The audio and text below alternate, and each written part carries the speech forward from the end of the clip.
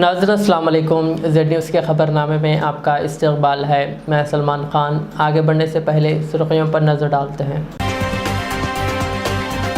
10 साल BRS की हुक्मरानी के मुकाबले 8 महीने कांग्रेस की हुक्मरानी पर रेवंत रेड्डी का BRS को चैलेंज। फॉक्सकॉन के चेयरमैन की दिल्ली में वज़ीर आला रेवंत रेड्डी से मुलाकात। चेयरमैन ने हैदराबाद के दौरे का किया ऐलान। जम्मू कश्मीर और हरियाणा असम्बली इंतखाबात का शेड्यूल जारी। जम्मू कश्मीर में 3 मरहलों में होगी पोलिंग। किसानों की कर्ज माफ़ी ने कांग्रेस ने दिया धोखा। KTR ने बताई तफसीलात। प्रोफेसर कोदंडाराम और सहाफ़ी आमिर अली खान ने रुकन काउंसिल के तौर पर लिया हलफ।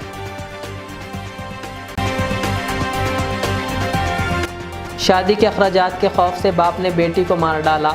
तेलंगाना के मेदक ज़िले में अफसोसनाक वाक़या। अब पेश है खबरों की तफसील। वज़ीर आला रेवंत रेड्डी ने 10 साल BRS के मुकाबले 8 माह कांग्रेस के दौरे हुकूमत पर बहस के लिए चैलेंज किया। उन्होंने साबिक़ वज़ीर टी हरीश राव से कहा कि वो इस्तीफ़ा दें या फिर यादगार शहीदा पर माफ़ी मांगे। हरीश राव ने रेवंत रेड्डी को चैलेंज किया था कि अगर किसानों के लोन माफ़ किए गए तो वो इस्तीफ़ा देंगे। अब वज़ीर आला रेवंत रेड्डी ने हरीश राव से कहा कि हरीश राव में ज़री भी शर्म है तो उन्हें इस्तीफ़ा देना चाहिए। रेवंत रेड्डी ने हरीश राव, KCR और KTR को मुबाहिस పూర్తి కావాలి। ఖమ్మం జిల్లాలో సీతారామ సాగర్ ప్రాజెక్టును పూర్తి చేయాలి। ఇవి పూర్తి చేసినాడే ఇవాళ తెలంగాణ సస్యశ్యామలం అవుతుంది। ఈ తెలంగాణ రైతుల కళ్ళల్లో ఆనందం చూస్తాం। అందుకే మిత్రులారా, మీడియా మిత్రులకు కూడా నేను ఒక మాట చెప్పదలుచుకున్నా। హరీష్ రావు గారి సవాల్తో పాటు మా బట్టి విక్రమార్క గారు ఇవాళ ఒక సవాలు విసిరినరు। 100% మా బట్టి గారి సవాల్తో నేను ఏకీభవిస్తున్నా। వ్యవసాయ రంగమైనా, సాగునీటి ప్రాజెక్టులైనా, లేకపోతే సంక్షేమ పథకాలైనా మా పార్టీ తరఫున బట్టి గారు, ఉత్తమ్ గారు వస్తారు। హరీష్, KCR ఎవడెవడు వస్తాడో, లేకపోతే బామార్తులు బిల్లా రంగాలు వస్తారో, ఏ సెంటర్ అయినా, ఏ చౌరస్తైనా, అమరవీరుల స్తూపమైన మే సిద్ధం। మీకు సీము నెత్తురుంటే చర్చకు రండి। 10 ఏళ్ల మీ పాలన, 8 నెలల మా ఇందరమ్మ పాలన మీద సత్త పెడదాం, సవాలు చేద్దాం। తెలంగాణ సమాజాన్ని న్యాయం చెప్పమని అడుగుదాం। ఒడ్డు పడుకున్నాం కదా అని, టీవీలు పేపర్లు ఉన్నాయి కదా అని నోటికొచ్చిన అబద్ధం చెప్పి ఈ అబద్ధాలని పేపర్లలో రాసి ప్రజల్ని మభ్యపెట్టాలనుకుంటున్నారా? ఇవాళ నిజంగానే హరీష్ రావు నువ్వు చెప్పింది నిజమైతే, కాంగ్రెస్ పార్టీ పేదలకు అన్యాయం చేస్తే నువ్వే సవాలు విసిరినావు కదా, సిద్దిపేట రాజీనామా చేస్తా అని రాజీనామా చెయ్యి। సిద్దిపేటలో నువ్వు ఎట్లా గెలుస్తావో నేను చూస్తా బిడ్డ। फॉक्सकॉन के चेयरमैन ने दिल्ली में वज़ीर आला रेवंत रेड्डी से मुलाकात की और हैदराबाद के दौरे का ऐलान किया। जुमा के रोज़ दिल्ली में वज़ीर आला की सरकारी रिहाइशगाह पर फॉक्सकॉन के चेयरमैन यंग लियो ने वज़ीर आला रेवंत रेड्डी से मुलाकात की और जल्द ही अपनी टीम के साथ हैदराबाद के दौरे के मंसूबों का ऐलान किया। वज़ीर आला रेवंत रेड्डी ने हैदराबाद के तीनों शहरों की मरहलावार तरक्की के बारे में तबादला ख्याल किया। उन्होंने चौथे शहर की तरक्की का खाका पेश किया, जिसमें तालीम, तिब, खेल, इलेक्ट्रॉनिक्स, इलेक्ट्रिकल, इंडस्ट्रीज़ और हुनर की तरक्की जैसे शोबों में कसीर जहती तरक्की पर तवज्जो दी जाएगी। रेवंत रेड्डी ने young India skill development university के क़याम पर रोशनी डाली, जो हैदराबाद के मज़ाफ़ात में चौथे शहर पर एक अहम प्रोजेक्ट का मकसद है। इस मौके पर तेलंगाना हुकूमत और फॉक्सकॉन के दोनों के कई आला ओहदेदारान भी मौजूद थे।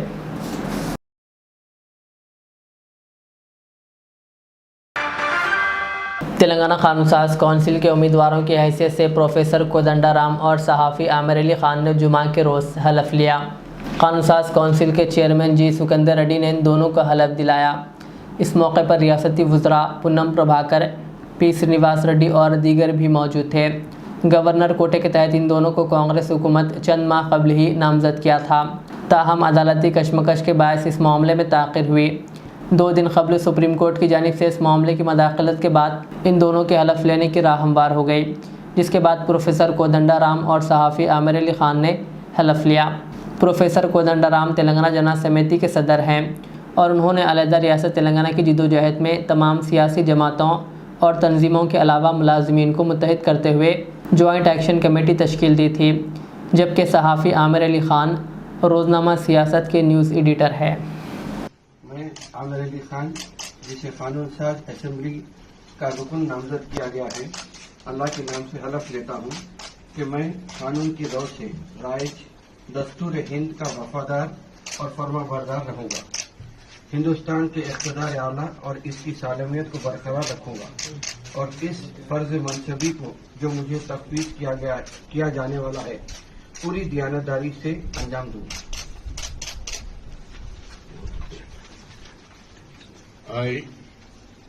आमिर अली ख़ान, रुकन कानून साज, तेलंगाना कानून साज काउंसिल, अल्लाह के नाम से हलफ लेता हूँ कि मैं ऐवान के क़वायद का पाबंद रहूँगा, उन पर अमल करूँगा और आदाब मजलिस को मलहूज़ रखते हुए ऐवान की रिवायत का एहतराम करूँगा। ఎం కోదండరామారెడ్డి అను నేను శాసన పరిషత్తు సభ్యునిగా నామనిర్దేశం అయినందున శాసనం ద్వారా నిర్మితమైన భారత రాజ్యాంగం పట్ల నిజమైన విశ్వాసం, విధేయత చూపుతానని, భారతదేశ సార్వభౌమాధికారాన్ని, సమగ్రతను కాపాడుతానని, నేను స్వీకరించబోయే కర్తవ్యాన్ని శ్రద్ధాసక్తులతో నిర్వహిస్తానని పవిత్ర హృదయంతో ప్రతిజ్ఞ చేస్తున్నాను. తెలంగాణ శాసన పరిషత్తు సభ్యుడనైన ఎం కోదండరామారెడ్డి అను నేను సభ నియమాలకు కట్టుబడి ఉంటానని, వాటిని అనుసరిస్తానని, సభ మర్యాదలను పాటిస్తానని, సంప్రదాయాలను గౌరవిస్తానని పవిత్ర హృదయంతో ప్రతిజ్ఞ చేస్తున్నాను. बीआरएस के वर्किंग सदर केटीआर ने कर्जों की माफ़ी के आड़ में वज़ीर-ए-आला रेवंत रेड्डी पर धोखा देने का इल्ज़ाम आयद किया। बीआरएस के वर्किंग सदर केटीआर ने जुमेरात को तेलंगाना में कांग्रेस हुकूमत पर 2 लाख रुपए के कर्ज की माफ़ी की आड़ में किसानों को धोखा देने का इल्ज़ाम लगाया।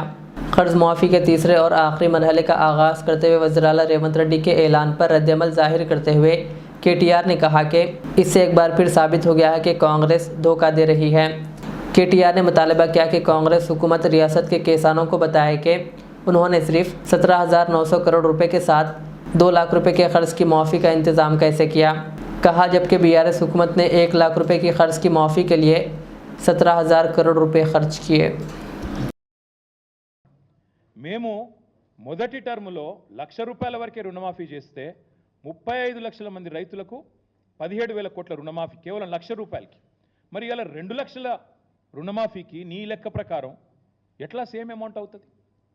ఎట్లా 17,934 కోట్లు మాత్రమే అవుతుంది? చెప్పాలా? రైతులకు సంతృప్తికరంగా వివరణ ఇవ్వాలా? ఈ ఒక్క లెక్క చాలు కాంగ్రెస్ రుణమాఫీ ఎంత దగానో, ఎంత వంచననో, ఎన్ని రకాల ఆంక్షలు, ఎన్ని రకాల కొర్రీలతో, ఎన్ని రకాల కోతలతో, ఎన్ని లక్షల మంది రైతులను ముంచినో చెప్పడానికి ఇది ఒక్కటి చాలు. పెట్టడం ముఖ్యమంత్రికి నిజంగా దమ్ముంటే ఆయన నా సవాల్ స్వీకరించాలి. Let him accept this challenge. Kodangal పోదాం, లేదా నీ ఇష్టం, ఉమ్మడి పాలమూరు ఏ కాన్స్టిట్యున్సీకైనా పోదాం, నీ ఇష్టం. సొంత ఊరు కొండారెడ్డిపల్లికైనా పోదాం, ఆ ఊళ్ళో అయినా 100% రుణమాఫీ అయిందా నువ్వు రుజువు చేయి. అక్కడ ఉన్న రైతులందరినీ కూర్చోబెడదాం. మీడియా సెక్యూరిటీ వద్దు, ఆఫీసర్లు, చీఫ్ సెక్రటరీలు, భయపెట్టేటోళ్ళు, బ్యాంకర్లు ఎవరొద్దు. మీడియా నువ్వురా, నేను వస్తాను మా పార్టీ నుంచి రైతులతో చెప్పిస్తే అక్కడనే మీడియాకి నా రాజీనామా ఇచ్చి రాజకీయ సన్యాసం, మళ్ళీ మీరు నా ఇంటర్వ్యూ కూడా మళ్ళీసారి ఇవ్వాల్సిన అవసరం ఉండదు, మీకు కూడా బాధ ఉండదు. అట్లా అక్కడే వదిలేసి వచ్చేస్తా. रियासती वज़रा पुन्नम प्रभाकर, पी श्रीनिवास रेड्डी, वज़ीर-ए-आला के मुशीर और दीगर ने आज सेक्रेटरीट के सामने नस्ब करदा राजीव गांधी के मुजस्समे के तामीरी कामों का मुआयना किया। इस महीने की 20 तारीख को साबिक़ वज़ीर-ए-आज़म राजीव गांधी की यौम पैदाइश के मौके पर इस मुजस्समे की नक़ाब कुशाई की जाएगी।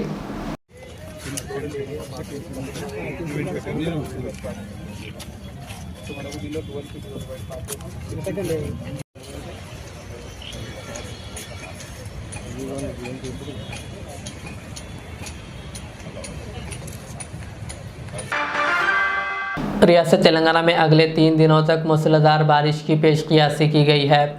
महकमा मौसमियात के मुताबिक जुमेरात को आदिलाबाद, आसिफाबाद, मंशियाल, निर्मल, निज़ामाबाद, जगतियाल, राजन्ना सिरसल्ला, करीमनगर, पेदापल्ली, भोपालपल्ली, मुलुगु, कोत्तागुडम, खम्मम, सूर्यापेट, महबूबाबाद, वरंगल, हनमकुंडा, जनगांव, सिद्दीपेट, भोंगिर, रंगारेड्डी और हैदराबाद के अलावा मेडचल अजला में कहीं कहीं मूसलाधार बारिश हुई। इन अजला के लिए महकमा मौसमियात की जानिब से येलो अलर्ट जारी कर दिया गया। जुमा और हफ्ते को भी ज़बरदस्त बारिश का इम्कान ज़ाहिर किया गया है। हैदराबाद में जुमा की रात हुई बारिश के दौरान शहर के इलाके नलगुंडा चौराहा, मलकपेट और इसके आसपास इलाकों में ट्रैफिक जाम देखी गई। महकमे ने तेलंगाना में 17 अगस्त तक येलो अलर्ट जारी किया।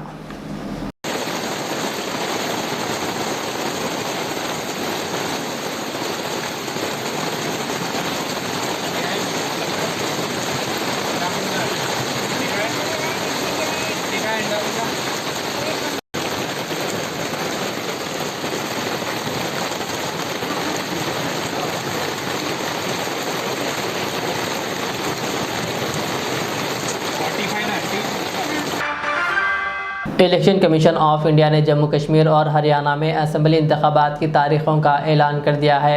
जम्मू कश्मीर में असम्बली इंतखाबात 3 मराहिल में कराए जाएंगे।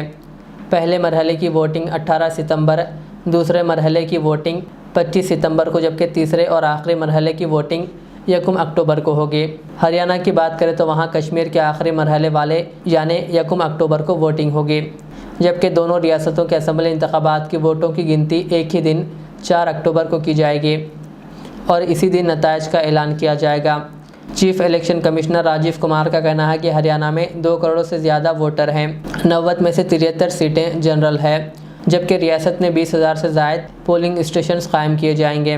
दिल्ली के विज्ञान भवन में इलेक्शन कमीशन की प्रेस कॉन्फ्रेंस से खिताब करते हुए chief election commissioner Rajeev Kumar ने जम्मू कश्मीर और हरियाणा के इंतखाबात कराए जाने का ऐलान कर दिया। राजीव कुमार ने बताया कि हाल ही में इलेक्शन कमीशन के ओहदेदारों ने दोनों रियासतों का दौरा किया था और वहां के लोगों में इलेक्शन के हवाले से काफ़ी जोश व खरोश है।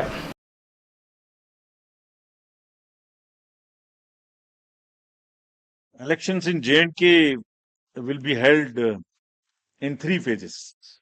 So this is a shorter period.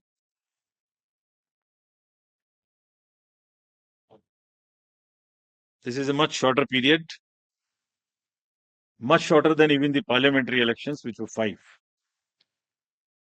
20th of August, just the next day of the Amarnath Yatra being complete, the 19th, would be the date of notification for the first phase.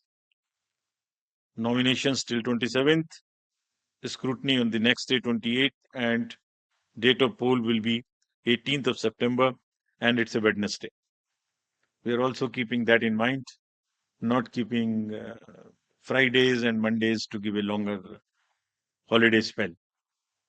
Second phase would be on 29th of August, and the statutory period of nominations and all, poll being on 25th of September. And phase 3, nomination on 5th of September, and every voting finishing on 1st of October. So counting would be on 4th of October, and everything would be over, bind up on 6th of October. We can show you the map also. It's the how the scheduling is being done. The yellow portion is first. The yellow portion would have the districts of Kishtwar, Ramban, Doda on this side, Jammu side, and Anantnag, Pulwama, Shopian, and Kulgaon in the valley. The second phase would be Gandarbal, Srinagar, Budgaon. रियासत महाराष्ट्र में BJP को झटका लगा। महाराष्ट्र में जारी साल के आखिर में असम्बली इंतखाबात होने वाले हैं। ऐसे में बीजेपी को रियासत में ज़बरदस्त धक्का लगा है। हल्के भंडारा के रुकने पार्लियामेंट शेषुपाल ने जाफरानी पार्टी का दामन छोड़ दिया और कांग्रेस का हाथ थाम लिया। वो कांग्रेस पार्टी में शामिल हो गए। इसे महाराष्ट्र में बीजेपी के लिए ज़बरदस्त धक्का करार दिया जा रहा है। उन्होंने अपना इस्तीफ़ा का मकतूब रियासत के सदर को रवाना कर दिया। उन्होंने इसमें लिखा कि वो काफ़ी दुख के साथ पार्टी छोड़ रहे हैं, क्योंकि बीजेपी में अब अटल बिहारी वाजपेयी और लाल कृष्ण आडवाणी का दौर ख़त्म हो चुका है। शादी के अखराजात के खौफ से एक बाप ने अपनी 9 साला बेटी की जान ले ली। ये दिल दहलाने वाला वाक़या तेलंगाना के ज़िले मेदक में पेश आया। मेदक ज़िले के एक गांव में रहने वाले सुंदरिया और श्रीशैलम को एक बेटा और 9 साला बेटी थी। ये ख़ानदान माली मुश्किलात का शिकार बताया गया। मुनासिब काम ना मिलने की वजह से वो मज़ीद परेशान हो गए। ऐसे में बच्चों की कफ़ालत में मुश्किल हो रही थी और वह इस बात की फ़िक्र कर रहा था कि बालिग़ होने पर वह अपनी बेटी की शादी कैसे करेगा और जहेज़ के अलावा दीगर अखराजात कैसे पूरे होंगे। इसने शादी के अखराजात की रकम के इंतज़ाम के मंसूबे बनाने के बजाय अपनी बेटी को ही रास्ते से हटा देने का फ़ैसला किया। 31 मई को मंसूबे के मुताबिक बाप ने कोल्ड ड्रिंक में जरासीम कश दवा मिलाकर अपनी बेटी को पिला दी, जिसके साथ ही इसकी तबीयत बिगड़ गई। लड़की को इलाज के लिए हैदराबाद के नीलोफर अस्पताल मुंतकिल किया गया, जहां 3 जून को इसकी मौत हो गई। ज़ायद 2 माह बाद इस वाक़े का इंकशाफ उस वक्त हुआ जब लड़की की मां ने इस सिलसिले में पुलिस से शिकायत की, जिस पर पुलिस ने मुकदमा दर्ज करते हुए तहक़ीक़ात का आगाज़ कर दिया। भैंसा पुलिस ने एक मुलजिम को हथियार रखने के इल्ज़ाम में गिरफ्तार करते हुए मीडिया के रूबरू पेश किया। Bhainsa additional SP Avinash Kumar IPS ने पुलिस स्टेशन में प्रेस कॉन्फ्रेंस से मीडिया के नुमाइंदों को तमाम तफसीलात से वाकिफ़ करवाया। इस प्रेस कॉन्फ्रेंस में town circle inspector of police Raja Reddy और सब इंस्पेक्टरान मोहम्मद गौस और मोहम्मद शरीफ के अलावा दीगर मौजूद थे। बताया गया कि मुलजिम अब्दुल ज़ुबैर को अदालत में पेश करने की तैयारी की जा रही थी। इस दौरान मुलजिम ने पीने के लिए पानी तलब किया। पुलिस जवान पीने का पानी लाने गए हुए थे और मुलजिम पुलिस स्टेशन के कमांड रूम से फ़रार हो गया, जिस पर पुलिस अहदेदारों ने पीछा किया, लेकिन मुलजिम राह फ़रार इख्तियार कर लिया। भैंसा पुलिस ने मुलजिम की तलाश के लिए 4 टीमों को तश्कील दिया और तलाश जारी है। 15 कल की शाम तकरीबन 5 बजे हमारे sub inspector of police Sharif plus हमारे 2 constable old RTO checkpost area के पास पेट्रोलिंग कर रहे थे। पेट्रोलिंग करते समय पुलिस की गाड़ी को देख करके एक सस्पेक्ट वहाँ से भागने लग गया। सस्पेक्ट को जो पकड़ा गया तो उसका नाम था अब्दुल ज़ुबैर और SIP जब सब इंस्पेक्टर ऑफ पुलिस ने उनकी चेकिंग की उसे चाकू निकला। चाकू निकलने के बाद ऐसे उनसे सब इंस्पेक्टर ने पूछा कि भाई ये क्या है, कहाँ लेकर घूम रहे हो, क्या कर रहे हो। तो उसने बताया कि भाई लास्ट मार्च में उसने एक सैयद सोहेल नाम के व्यक्ति की हत्या के लिए उसको पुलिस ने अरेस्ट किया था और रिमांड पे भेजा था। रिमांड पे आने के बाद उसको ये बात डर लग रही थी कि जिसको उसने मारा है उसके फैमिली वाले उस पर अटैक कर सकते हैं। तो उसके बाद वो क्या किया, वो नांदेड़ जाता है। नांदेड़ जाकर के एक अननोन पर्सन से जिसको जानता नहीं है उसे एक तलवार खरीदता है। तलवार खरीद करके वो उसको अपने घर में छिपा देता है और वो उसका माइंडसेट ये है कि जब भी उसके जो अपोजिशन है उसके फैमिली वाले जब भी इस पर अटैक करेंगे तो वो इस तलवार से अपने आप को डिफेंड करेगा। ये होने के बाद वो सब इंस्पेक्टर पुलिस को अपने घर ले जाता है और पंचों के समक्ष 2 पंच दिए जाते हैं, जिनके सामने ये जो तलवार है, छिपा हुआ तलवार, वो रिकवर होता है। साथ ही साथ एक मोबाइल भी रिकवर होता है। ये इसका 6th केस था। पहले भी 5 केस रजिस्ट्रेशन हो चुकी है, जिसमें क्राइम नंबर 51/2024 मार्च में रजिस्ट्रेशन हुआ था अंडर 302 मर्डर के आरोप में, जिसमें उसको रिमांड में भेजा गया था। उसके अलावा 4 केसेस और हैं 2021 की 24, 25, 33, 43 अंडर सेक्शन 307 है। सारी गंभीर सीरियस ऑफेंसेज हैं। उसके ऊपर 2021 में PD एक्ट भी लगा। और अभी वो काफ़ी समय से हम सोशल मीडिया भी देख रहे थे जिसपे वो अपने तलवार डाल करके, चाकू डाल करके फोटोज डाल रहा था और एक एटमॉस्फेयर डर का माहौल क्रिएट कर रहा था, जिससे काफ़ी लोगों में डर थी। इसको लेकर के हम लोगों ने उस पर कार्रवाई की है। आगे भी इस तरह की कार्रवाई हम लोग करते रहेंगे। जो भी व्यक्ति इस तरह के यहाँ के एटमॉस्फेयर को, ऐसा के एटमॉस्फेयर को ख़राब करने की कोशिश करेगा या डराने की कोशिश करेगा, उस पर हम लोग कार्रवाई करते हैं। यौम आज़ादी के मौके पर गरीब नवाज रिलीफ फाउंडेशन के ज़रिए एहतमाम खून के अतिया कैंप का ज़िला करीमनगर के जमनी अस्पताल में इनेकाद अमल में लाया गया, जिसमें नौजवानों ने जोश व खरोश के साथ हिस्सा लिया। इस कैंप का बुनियादी मकसद खून दें ज़िंदगी बचाएं था, जबकि खून का अतिया करने वालों को तौसीफ़नामे दिए गए और इनकी इस खिदमत का शुक्रिया अदा किया गया।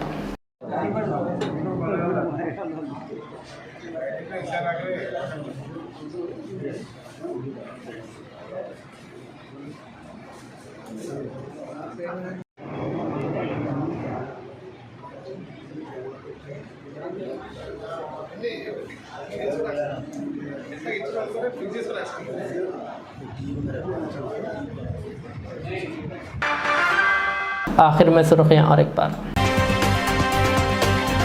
10 साला BRS की हुक्मरानी के मुकाबले 8 महीने कांग्रेस की हुक्मरानी पर रेवंत रेड्डी का BRS को चैलेंज। फॉक्सकॉन के चेयरमैन की दिल्ली में वज़ीर आला रेवंत रेड्डी से मुलाकात। चेयरमैन ने हैदराबाद के दौरे का किया ऐलान। जम्मू कश्मीर और हरियाणा असेंबली इंतखाबात का शेड्यूल जारी। जम्मू कश्मीर में 3 मरहलों में होगी पोलिंग।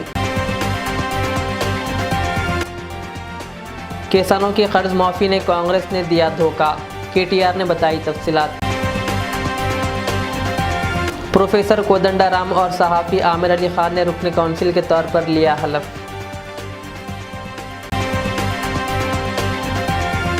शादी के अखराजात के खौफ से बाप ने बेटी को मार डाला। तेलंगाना के मेदक ज़िले में अफसोसनाक वाक़या। ये थी आज के दिन भर की हमारी खबरें। मुझे इजाज़त दीजिए। हमारे रेजर चैनल को यूट्यूब पर सब्सक्राइब, फेसबुक पर लाइक शेयर ज़रूर करें। अल्लाह हाफ़िज़।